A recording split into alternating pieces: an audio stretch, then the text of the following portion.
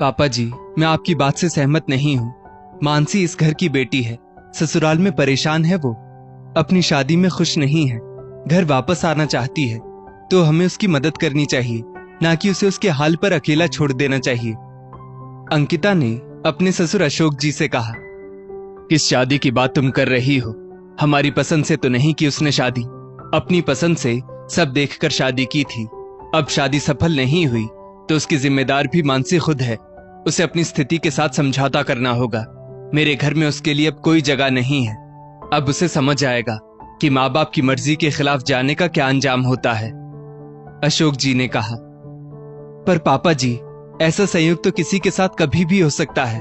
अगर आप मानसी के लिए अपनी पसंद का घर बार बार ढूंढते तो क्या गारंटी थी कि शादी सफल ही रहती? मान लो किसी कारण से वहां वो दुखी रहती, तो क्या आप उसकी मदद नहीं करते, उसे सहारा नहीं देते? अंकिता ने कहा, बहू, ये तो सब नसीब की बात है। माँ बाप तो बेटी के लिए सब कुछ अच्छा देखकर रिश्ता तय करते हैं, 100 बार विचार करते हैं, लड़के वालों की पूरी जन्म कुंडली निकाल लेते हैं, फिर रिश्ता तय करते हैं। अगर फिर भी शादी सफल नहीं होती तो बेटा, ये तो सब नसीब का खेल समझो। पर बहू, मानसी ने तो अपने पैरों पर खुद कुल्हाड़ी मारी है, तो अब हम क्या कर सकते हैं? उसने पसंद किया उस फटीचर दौलत के लोभी तुषार को। माँ बाप के प्यार के आगे उसने 2 साल के रिश्ते को चुना। अशोक जी ने अपने सिर पर हाथ रखते हुए कहा, मानसी अशोक जी की जान हुआ करती थी, सबकी लाडली। अशोक जी का फर्नीचर का कारोबार था जो अच्छा चलता था। उनकी पत्नी राधा एक कुशल गृहिणी थी, घर रिश्तेदारी सब अच्छे से संभाल रखा था। अशोक जी का बेटा मानव MBA करके अपने पिता का कारोबार संभाल रहा था। बहू अंकिता भी अच्छे खानदानी परिवार की पढ़ी लिखी लड़की थी। उसने भी दिल से ससुराल और वहां के सब रिश्तों को अपनाया। अंकिता और मानसी के बीच ननद भाभी से बढ़कर दोस्ती का रिश्ता था। अशोक जी फूले नहीं समाते थे अपने खुशहाल परिवार को देखकर। एक दिन अशोक जी की पत्नी ने उनसे कहा, सुनिए जी, हमारी मानसी की पढ़ाई पूरी हो गई है, क्यों ना उसके रिश्ते की बात चलाई जाए? अच्छा घर वर ढूंढने में देखते देखते 1.5 साल निकल जाएगा। वैसे भी मानसी की छोटी हाइट और दबे रंग की वजह से देर लग सकती है। हमें अभी से उसके लिए योग्य पात्र की तलाश करनी चाहिए। हाँ, कह तो तुम सही रही हो। मैं रिश्तेदारी में बात करता हूँ। पहले मानसी से तो पूछ ले, कहीं वो आगे और पढ़ना तो नहीं चाहती या कोई कोर्स करना चाहती हो। वैसे 15 दिन पहले सुमन जीजी का फोन था। उनकी देवरानी के भाई का बेटा है। उन्होंने मानसी के लिए सुझाया था। बैंक में नौकरी करता है, खुद का मकान है, गाड़ी है, इकलौता लड़का है, अच्छा परिवार है। लड़का भी मध्य ऊंचाई का है। सामने से रिश्ता आया है। अगर मानसी हाँ कहे तो घर बार देखकर बात आगे बढ़ाते हैं। अशोक जी ने कहा, मानसी, तुम्हारे लिए रिश्ता आया है। सुमन बुआ की रिश्तेदारी में है। ये लड़के की फोटो और बायोडेटा है, तुम एक बार देख लो। अशोक जी ने मानसी से कहा, पापा, मैं आप लोगों से एक बात कहना चाहती हूँ। मानसी ने कहा। सब घबराहट के साथ एक दूसरे का मुंह देखने लगे। मानसी बोली, पापा, मैं किसी को पसंद करती हूँ, उसी से शादी करना चाहती हूँ। तुषार नाम है उसका, हमारी कास्ट का नहीं है, पर अच्छे परिवार से है। कॉलेज में तुषार मेरा सीनियर था। उसने मेरे सामने दोस्ती का हाथ बढ़ाया, फिर धीरे धीरे हम एक दूसरे को पसंद करने लगे। उसने मेरे सामने शादी का प्रपोजल भी रखा है। बात इतनी आगे बढ़ गई और तुमने हमें बताया तक नहीं। मानसी की माँ राधा बोली, माँ, मैं भी पहले कंफ्यूज थी। अब मुझे तुषार की आंखों में अपने लिए वफादारी, प्यार साफ दिखाई देता है। मुझे लगता है तुषार अच्छा जीवन साथी साबित होगा। मैं उससे शादी करना चाहती हूँ। आप लोग एक बार मिल लीजिए तुषार से। तुषार प्राइवेट कंपनी में जॉब करता है, तनख्वाह भी कम है, पर मैं मैनेज कर लूंगी। मानसी ने माँ को समझाया, बेटा, क्षणिक प्यार और दैहिक आकर्षण की नींद पर टिका विवाह निश्चित रूप से दुखदायी होता है। अशोक जी ने कहा। रात को एकांत में राधा जी कहती हैं, हमारी बच्ची हमसे मदद और आशीर्वाद मांग रही है। अगर हमारे मना करने पर वो लड़के के साथ भाग गई तो हम अंदर से टूट जाएंगे। क्या इज्जत रह जाएगी हमारी समाज में? तो क्या कुएं में डाल दूं बच्ची को? वो अपना अच्छा बुरा नहीं समझ रही तो क्या हम भी अंधे बन जाएं? मध्य वर्गीय परिवार का लड़का है, हमारे समाज का भी नहीं है, लिविंग स्टैंडर्ड भी हमारे बराबर का नहीं है। लड़का देखने में तो अच्छा है, पर कहीं पैसे के लालच में तो। इतना बोलते बोलते अशोक जी रुक गए, पर बेटी की जिद के आगे सबको झुकना पड़ा और धूमधाम से मानसी और तुषार की शादी हो गई।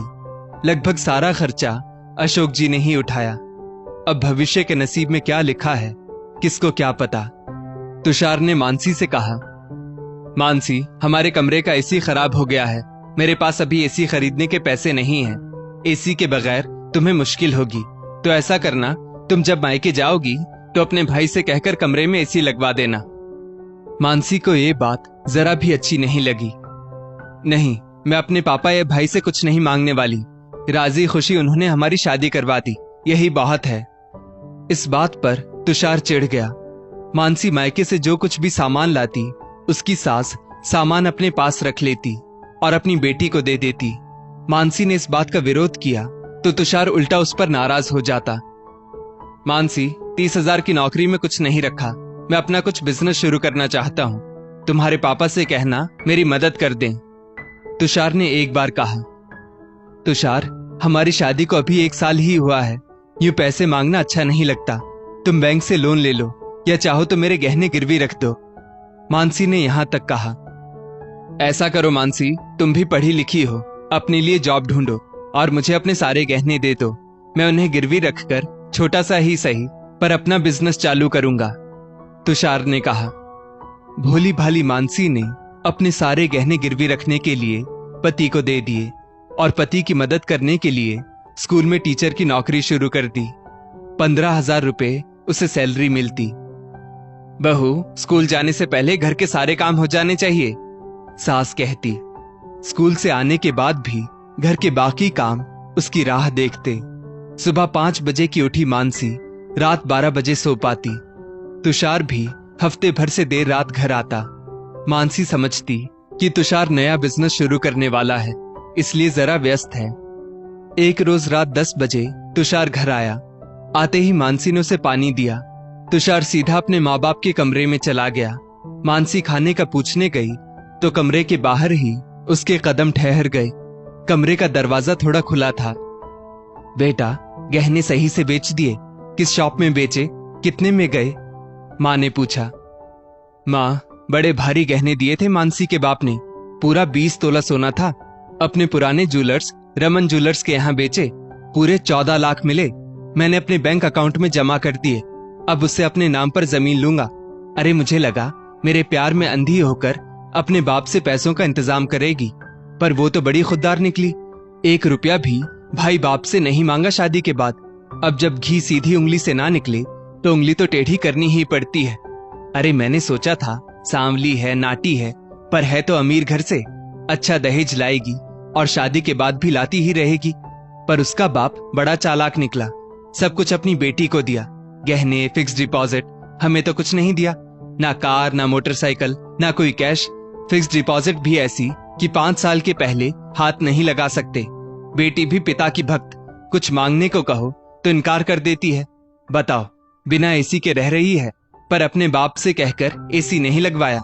वो तो आप लोगों की तरकीब से गहने की रकम तो हमारे हाथ आ गई, तुषार ने कहा।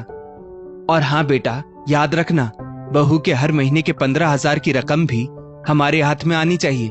सारा घर का काम भी वही करे और 15,000 रुपए भी हमें ला कर दे। उससे कहना घर में बच्चों को ट्यूशन क्लास देना भी शुरू कर दे। उससे भी 10-12 हजार तो कमा ही लेगी। लालची सास बोली। मानसी की काटो तो खून नहीं वाली स्थिति हो गई। वो सन्न रह गई। उसके कदम थम से गए। फिर अपने आप को समेटते हुए उसने कमरे का दरवाजा पूरा खोला और तुषार के गाल पर एक जोरदार थप्पड़ लगाया। ये क्या था बहू, क्यों मार रही हो मेरे बेटे को? सास ने तेज आवाज में कहा। भोली मत बनिए।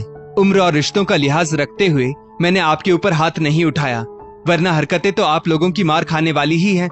तुषार, तुमने मेरे साथ इतना बड़ा धोखा किया, मैं कभी सोच भी नहीं सकती थी। सिर्फ पैसों के लिए तुमने मुझसे प्यार का नाटक किया, शादी की। मेरे पिता ने मेरी खुशी के लिए क्या कुछ नहीं किया। अब मैं उन्हें क्या मुंह दिखाऊंगी? मानसी इससे ज्यादा कुछ बोलने की स्थिति में नहीं थी।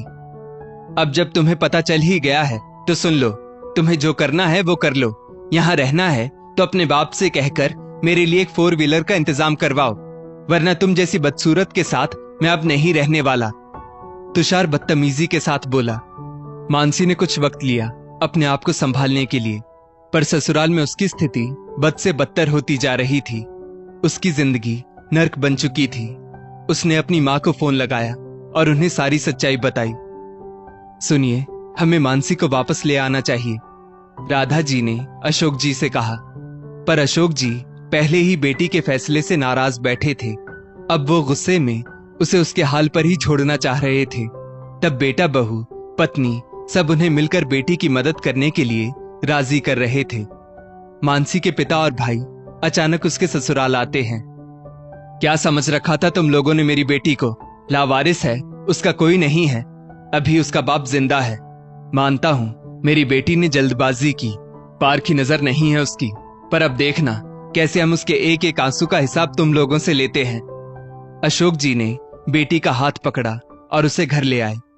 पुलिस ने तुषार और उसके माँ बाप के खिलाफ धोखे से शादी और दहेज उत्पीड़न की रिपोर्ट कराई गई। अच्छा वकील करके गहनों की रकम वापस ले ली गई। अशोक जी ने बेटी को तलाक दिलवाकर इंसाफ दिलवाया। बेटी को सबने मिलकर डिप्रेशन से बाहर निकाला। उसे सामान्य होने के लिए पर्याप्त समय दिया।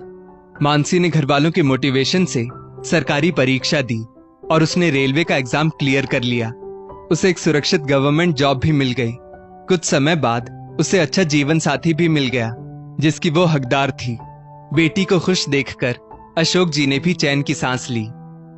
दोस्तों, अगर बेटी ससुराल में परेशान है, चाहे उसने लव मैरिज की हो या अरेंज, माँ बाप को उचित निर्णय जरूर लेना चाहिए ताकि वो आगे की जिंदगी हंसी खुशी बिता सके।